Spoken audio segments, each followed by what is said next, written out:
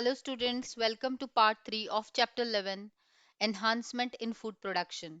And today we are going to discuss about microbes in human welfare. In this part, we will see how microbes are used as a source of food. So, microbes in human welfare. There are variety of microorganisms in the universe which show beneficial activities like bacteria, algae, fungi, protozoans, prions, viroids, mycoplasmas, etc. Now, you might be remembering about bacteria, algae, fungi, protozoans. What are prions? Prions are those microorganisms which consist of only the protein molecules, free protein molecules present in the atmosphere. Viroids are the free genetic material, either RNAs or DNAs, nucleotide sequences present in the atmosphere. And mycoplasmas, they are prokaryotes. They are smaller than bacteria, but they lack cell wall. They just have a lipoproteinous plasma membrane present. They are much smaller than bacteria. So most of the microorganisms out of these are useful to us. They can be useful at domestic, industrial, or commercial level. The branch of biology which deals with the study of these microbes is called as microbiology. We can divide microbiology and study into three subgroups: medical microbiology, food microbiology, and industrial microbiology.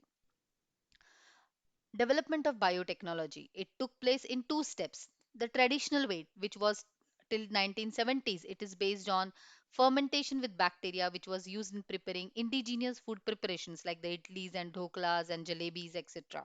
Whereas the second way is the modern way. Microbes in household production.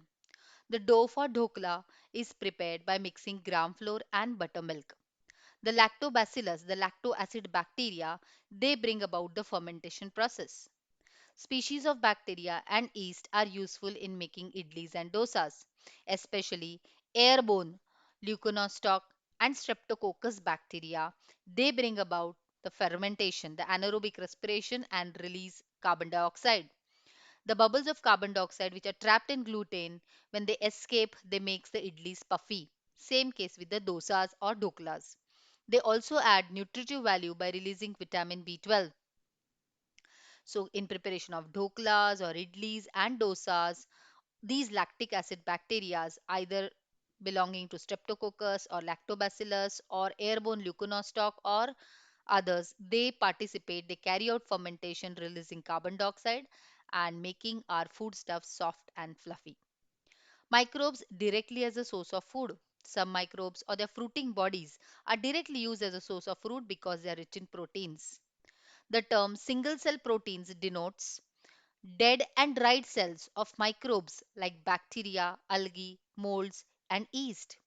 They are obtained by growing microbes on different substrate. Maybe due to the increasing population, you never know the future generation, most of their diet might be depending upon such sources like single cell proteins, which will include dried fungi, yeast, algae, bacteria. They are good source of minerals and vitamins. Even proteins. Chlorella gives a lot of proteins. Spirulina is also a rich source of protein, which is a part of single cell proteins. Microbes as a source of food. Some mushrooms and truffles are directly used as food. Mushrooms and truffles, they belonging to fungi. They are higher fungi. They have fleshy bodies which are fat free and sugar free. So they are very good for diabetic people or the people who are obese and want to lose weight. Whereas they are rich sources of proteins, vitamins, and minerals. This picture is depicting truffles, whereas these are mushrooms. So directly they can be used in cooking and they are edible and rich in number of nutrients. The lactic acid bacteria are responsible for the development of the characteristic dhokla flavor, while the yeast produce the folic acid, which raise the batter volume and give sponginess to the product. Especially here we are talking about again the idli dosa batter. Okay.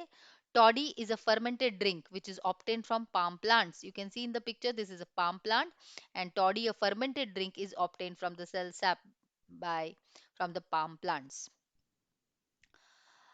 Fungi like species like Candida, Saccharomyces cerevisiae, that is nothing but yeast, is also used in various food productions, especially the breads, the wines. For preparation, we use yeast, that is Saccharomyces cerevisiae. Algae like chlorella can be directly used as food because they are rich source of proteins. This picture is of white button mushroom Agaricus bisporus, which is edible and rich in nutrients.